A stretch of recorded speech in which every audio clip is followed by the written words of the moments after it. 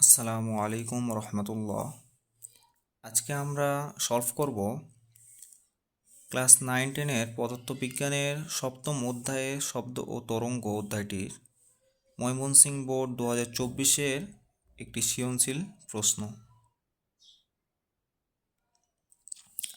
খেয়াল করো প্রশ্নে কি বলেছে। রাফিয়া 15 সেন্টিমিটার তরঙ্গ দৈর্ঘ্যে শব্দ উৎপন্ন করে 10 মিটার/সেকেন্ড বেগে প্রতিফলকের উল্টো দিকে দৌড়াতে শুরু করলো এবং 0.5 সেকেন্ড পর প্রতিধ্বনি শুনতে পেল। বায়ুর তাপমাত্রা 30 ডিগ্রি সেলসিয়াস এবং 0 ডিগ্রি সেলসিয়াস তাপমাত্রা, শব্দের বেগ 330 মিটার/সেকেন্ড। প্রশ্ন বলেছে তরঙ্গটির কম্পাঙ্ক নির্ণয় করো। এখানে প্রশ্ন যদি আমাদের বলে তরঙ্গটির কম্পাঙ্ক নির্ণয় করো, আমরা জানি কি কম্পাঙ্ক প্রকাশ করা হচ্ছে কম্পাঙ্ক প্রকাশ করে কি দ্বারা? এফ দ্বারা। তাহলে আমরা সূত্র কি জানি যে ভি ইকুয়াল এফ ল্যামডা, না? ভি ইকুয়াল এফ ল্যামডা, এটা আমরা সূত্র জানি।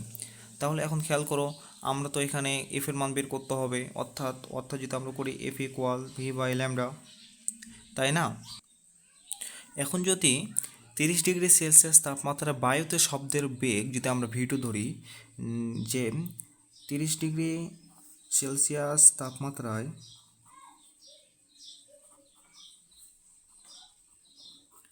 বায়ুতে শব্দের বেগ ভি2 হলে আমরা কি লিখতে পারি? V two by V one equal root টি2/টি1। তাহলে আমরা যদি এই সূত্রে ফেলি তাহলে আমাদের কিসের মান বের করতে হবে? ভি2 না? তাহলে আমরা এখানে কি করতে পারি? ভি2 ইকুয়াল ভি1 রুট টি2/টি1। তাহলে আমরা এখানে মান বসাবো। এখানে যদি আমরা ভি2 এর মান ভি1 এর মান তাহলে কত?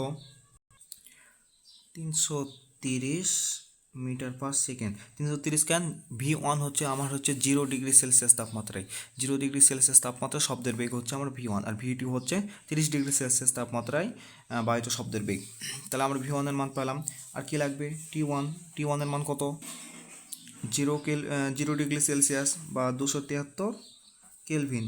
টি2 কত? টি2 হচ্ছে 30 ডিগ্রি সেলসিয়াস বা 273 যোগ 30 ইকুয়াল কত পাবো? 303 কেলভিন। তাহলে এখন যদি আমরা মানটা বসে ভি1 হচ্ছে 330 রুট টি2 পাইলাম হচ্ছে 303/টি1 হচ্ছে 273। এটা যদি আমরা এখন ক্যালকুলেশন করি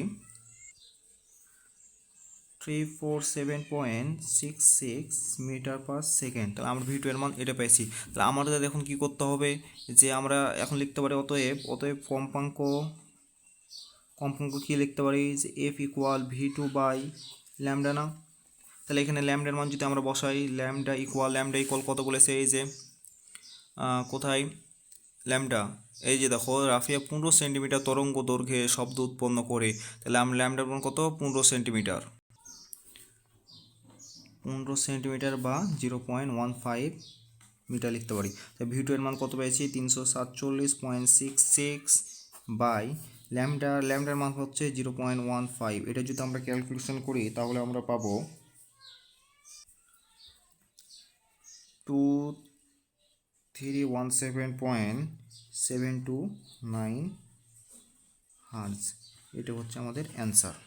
আশা করি নম্বরটা বুঝতে পেরেছো। এবার আসো নম্বরে কি বলেছে? রাফিয়া যদি একই বেগে প্রতিফলকের দিকে দৌড়ায় তাহলে সে প্রতিধ্বনি শুনতে পারবে কিনা। তাহলে আমরা যদি এখানে আগে প্রশ্ন অনুযায়ী যদি আমরা একটা চিত্রটা আঁকানোর চেষ্টা করি তাহলে কি হবে? রাফিয়া 15 সেন্টিমিটার তরঙ্গ দৈর্ঘ্যে শব্দ উৎপন্ন করে 10 মিটার/সেকেন্ড বেগে প্রতিফলকের উল্টো দিকে দৌড়াচ্ছে। যদি এটা যদি আমার প্রতিফলক হয়, ধরো যে এইখানে হচ্ছে রাফিয়া, এটা হচ্ছে রাফিয়া হচ্ছে কি করেছে? শব্দধ্বনি উৎপন্ন করে প্রতিফলকের উল্টো দিকে দৌড়াচ্ছে বলেছে, না? অর্থাৎ এদিকে আমার হচ্ছে ভি। তাহলে আমরা যদি এটা আর নিই, এটা যদি আমরা এ নিই, আর এটা যদি আমরা বি নিই, অর্থাৎ রাফিয়া এখানে আসার পরে কি প্রতিধ্বনিটা শুনতে পেয়েছে, এই যদি আমরা এটা ধরে নিই বি, তাহলে আমরা এখন কি পাবো? চিত্রটা কি বুঝছো তোমরা? খেয়াল করো, প্রশ্নে কিন্তু বলেছিল যে রাফিয়া 15 সেন্টিমিটার তরঙ্গ দৈর্ঘ্যে শব্দ উৎপন্ন করে 10 মিটার/সেকেন্ড বেগে প্রতিফলকের উল্টো দিকে দৌড়াইছে। অর্থাৎ রাফিয়া এই জায়গাতে ছিল, এই বিন্দুতে ছিল, যদি ধরে রাফিয়া এই বিন্দুতে ছিল এবং এখানে শব্দ উৎপন্ন করে কী করেছে, যে প্রতিফলক আছে না তার উল্টো দিকে দৌড়েছে, অর্থাৎ এদিকে দৌড়েছে। তাহলে এদিকে দৌড়ানোর পরে বি বিন্দুতে যখন পৌঁছেছে তখন কি 0.5 সেকেন্ড পর প্রতিধ্বনিটা শুনতে পেয়েছে। তাহলে এটা আমরা তাহলে এখান থেকে যদি আমরা এই দূরত্বটা বের করতে পারি, কারণ আমাদের মেন হচ্ছে এটা থেকে আমরা এই দূরত্বটা বের করব। এই দূরত্ব বের করতে পারলে আমাদের অঙ্ক প্রায় কাছেই যাবে, কারণ এই দূরত্ব বের করতে বলেছে। তারপরে দেখো প্রশ্নে কি বলেছে, যে যদি প্রতিফলকের দিকে দৌড়ায়, কি বলেছে, যদি প্রতিফলকের দিকে দৌড়ায় তাহলে সে প্রতিধ্বনি শুনতে পাবে কিনা, মানে তার পরবর্তীতে যদি এদিকে দৌড়ায় তাহলে প্রতিধ্বনি শুনতে পাবে কিনা। তাহলে আমাদের কি করতে হবে, আগে এইটুকুর এই দৈর্ঘ্যটা এই দূরত্বটা আমাদের কি করতে হবে, বের করতে হবে। আশা করি বুঝতে পেরেছ। তাহলে আমরা এখন কি গ হতে কি পেয়েছি, দেখো গ হতে পাই কি 30 ডিগ্রি সেলসিয়াস তাপমাত্রায় কি পেয়েছি, শব্দের বেগ, বায়ুত শব্দের বেগ কত পেয়েছি, শব্দের বেগ পেয়েছি 347.66 মিটার/সেকেন্ড, এই যে এটা। তাহলে আমরা এখন কি লিখতে পারি, তাহলে খেয়াল করো, আমরা এখন যদি ধরি রাফিয়ার দূরত্ব, যদি ধরি কি, যে রাফিয়ার দূরত্ব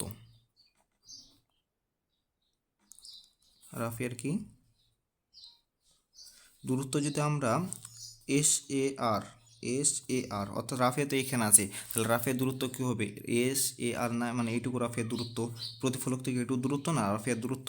তাহলে আমরা এটা ইকুয়াল কী লিখতে পারি, ভিটি না, ভিটি কেন এখানে হলো, রাফিয়া কিন্তু সমবেগে এখানে দৌড়াইছে, বললো না যে 10 মিটার/সেকেন্ড বেগে প্রতিফলকের দিকে দৌড়াইছে, অর্থাৎ সমবেগে দৌড়াইছে। তাহলে আমাদের এখানে সমবেগের সূত্র কি, S = ভিটি না, তাহলে আমরা ওইটাই লিখলাম। তারপরে যদি আমরা শব্দের দূরত্ব নির্ণয় করি,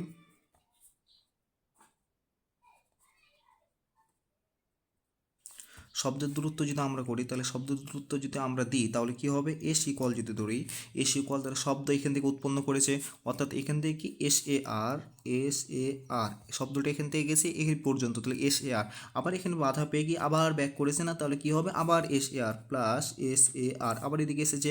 তারপরে কি করেছে, এখান থেকে কি রাফিয়া তো এত দূর পর্যন্ত দৌড়ে এসেছিল না, তাহলে কি শব্দটা তো আরও এদিকে এসেছে, তাহলে আমরা কি লিখবো এখানে SAB, তাই না।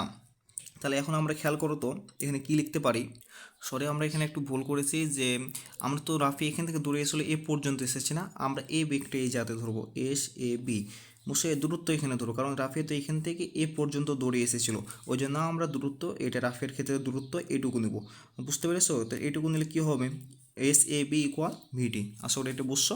তারপরে কি শব্দ দূরত্ব রাফিয়া যেহেতু এখান থেকে শব্দ করেছিল এই পর্যন্ত গেছে না আর পর্যন্ত, তাহলে SAR, তারপর আবার ব্যাক করেছে, তাহলে কি হবে প্লাস SAR, তারপরে কি রাফিয়া যেহেতু এখানে চলে এসেছিলো তাহলে শব্দ কি আবার এদিকে এসেছে না, তাহলে কি হবে SAB, তাহলে আমরা এটা লিখলাম। তাহলে আমরা এখানে কি লিখতে পারি, দেখো 2SAR লিখতে পারি না, প্লাস SAB কত পেয়েছে আমরা, এই যে বের করেছি না, SAB = VT। তাহলে এখন আমরা যদি শব্দ তো আমরা জানি কি শব্দ সমবেগে যায় না, তাহলে সমবেগে যদি শব্দ তো জানি সমবেগে যায়, তাহলে আমরা কি লিখতে পারি, শব্দ সমবেগে যায় বলে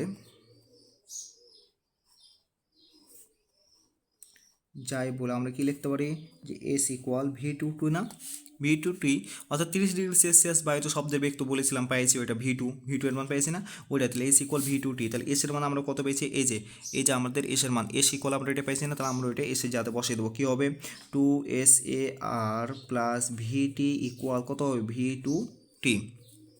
তাহলে আমাদের এখানে কি বের করব, বের করব হচ্ছে SAR, মানে এইটুকু আমরা বের করব না, তাহলে আমরা যদি এটা রেখে দিই তাহলে কি হবে SAR = তাহলে আমরা V2কে এদিকে নিয়ে গেলে কি হবে, V2 - V × T হবে না, অর্থাৎ এটা এদিকে গেলে আমরা T কমন নিলাম, তাহলে কি থাকবে V2 - V × T বা এই 2টা এখানে কী হবে, ভাগ হয়ে যাবে। তাহলে আমরা যদি এখানে মানটা বসাই, তাহলে আমরা মানটা বসালে কী পাবো, V2 এর মান কত পেয়েছি, এই যে 347.66, অর্থাৎ 347.66 মাইনাস ভি এর মান কত, এই যে ভি কত বেগে দৌড়িয়েছিল, এই যে 10 মিটার/সেকেন্ড বেগে দৌড়িয়েছিল না, অর্থাৎ আমরা ভি এর মান কত পেয়েছি, যে 10, যেহেতু সে 10 মিটার/সেকেন্ড বেগে উল্টো দিকে দৌড়িয়েছিল, তাই ভি এর মান 10 ইন্টু টি এর মান কত, টি এর মান দেখো, টি এর মান শব্দ ধ্বনি উৎপন্ন করেছিল কত, প্রতিধ্বনি শুনতে পেয়েছিল 0.5 সেকেন্ড পর, 0.5 সেকেন্ড পর যেহেতু শব্দধ্বনি শুনতে পেয়েছিল, তাহলে টি এর মান হচ্ছে 0.5/2। তাহলে এটা আমরা যদি এখন ক্যালকুলেশন করি তাহলে কী পাবো,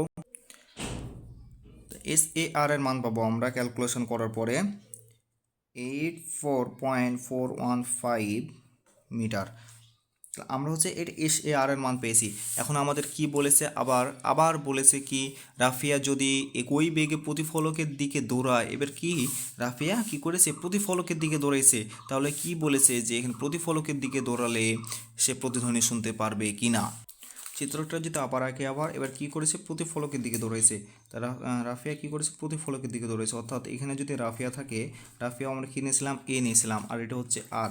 রাফিয়া এবার কি করেছে, ভি বেগে, অর্থাৎ যে 10 মিটার পার সেকেন্ড, একই বেগ যেহেতু বলেছে 10 মিটার পার সেকেন্ড কি এদিকে দৌড়াচ্ছে। অর্থাৎ আমরা ধরি যে এখানে সি বিন্দুতে সে আসবে, আসার পরে সে প্রতিধ্বনিটা শুনতে পাবে কিনা এটা আমাদের বের করতে বলেছে। তাহলে আমরা যদি এখানে এখন রাফিয়ার দূরত্ব বের করি একইভাবে, উপরে যেটা করে আসলাম ওই একইভাবে যদি আমরা এখানে করি রাফিয়ার দূরত্ব যদি আমরা বের করি, এটা রাফিয়ার দূরত্ব না, এইটুকু রাফিয়ার দূরত্ব না। আমরা তো তখন দেখলাম যে এখান থেকে এইদিকে যখন উল্টো দিকে দৌড়াচ্ছে তখন এইটুকু হয়েছিল। এবার যেহেতু হলো প্রতিফলকের দিকে দৌড়াইছে, তাহলে কী হবে, এইটুকু রাফিয়ার দূরত্ব। তাহলে হয়তো কী হবে, এসি কল কি লিখতে পারি আমরা, ভিটি যেহেতু সমবেগে দৌড়াইছে। আর শব্দের দূরত্ব যদি আমরা বের করি, শব্দের দূরত্ব, তো শব্দ দূরত্ব যদি আমরা এস দিয়ে লিখি তাহলে এস ইকুয়াল কী পাবো, শব্দ এখান দিয়ে করেছিলাম। তাহলে এখান থেকে কি SAR পর্যন্ত গেছে, অর্থাৎ SAR প্লাস তারপরে কী করেছে, যেহেতু রাফিয়া এই প্রতিফলকের দূরত্ব রয়েছে অর্থাৎ এখানে পর্যন্ত কি পৌঁছে গেছে না, তাহলে SAR আমরা লিখলাম। তো এখানে বাধা পেয়ে শব্দটা কি করেছে, আবার এদিকে ব্যাক করেছে। তাহলে এখানে কী হবে, SRC লিখতে পারি না, SRC, অর্থাৎ এখানে এসে প্রতিধ্বনিটা শুনতে পাবে কিনা আমাদের এটাই বের করতে বলেছে। তাহলে SRC। এখন আমরা কি করতে পারি, SAR রাখলাম প্লাস, এখন খেয়াল করো তো RC এ মানটা আমাদের কি এখন বের করতে হবে না। তাহলে আমরা এইটাই ইকুয়াল কি লিখতে পারি, SAR মাইনাস SAC লিখতে পারি না। এটা বলতে কি বলছে, এটা পুরোটা মাইনাস এটুকু না। তাহলে আমরা কি লিখতে পারি যে SAR মাইনাস কি SAC, এটা আমরা লিখতে পারি না। তাহলে এখন দেখো তো এখানে কি হচ্ছে, 2SAR হচ্ছে না, 2SAR মাইনাস SAC না। তাহলে SAC এর মান কত পেয়েছি, SAR মাইনাস SAC এর মান আমরা বের করেছি না, VT।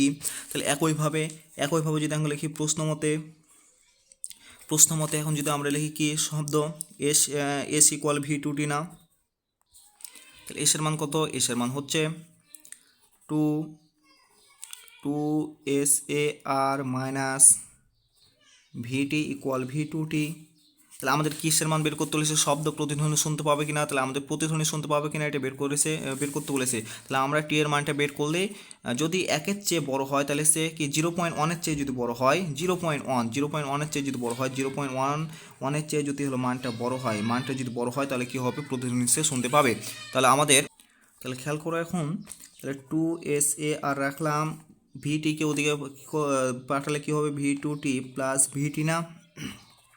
তাহলে আমরা টি এর মানটা বের করবো। টি যদি আমরা এখানে কমন নিই তাহলে আমাদের কি হবে, V2 plus V into T.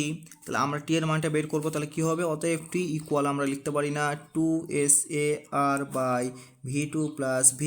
তাহলে আমরা এখানে কি করতে পারি, 2 ইন্টু SAR এর মান আমরা বের করেছিলাম, কত পেয়েছিলাম, যে SAR মান কত, 84.415 মিটার, এটা আমরা কি বের করে রেখেছিলাম। তাহলে SAR জায়গাতে বসে দিলাম 84.415 বাই V2 এর মান কত পেয়েছিলাম, V2 পেয়েছিলাম না, V2 তো V2 এর মান কত 347.66 প্লাস V এর মান কত, যেহেতু একই বেগে সে দৌড়েছিল অর্থাৎ 10।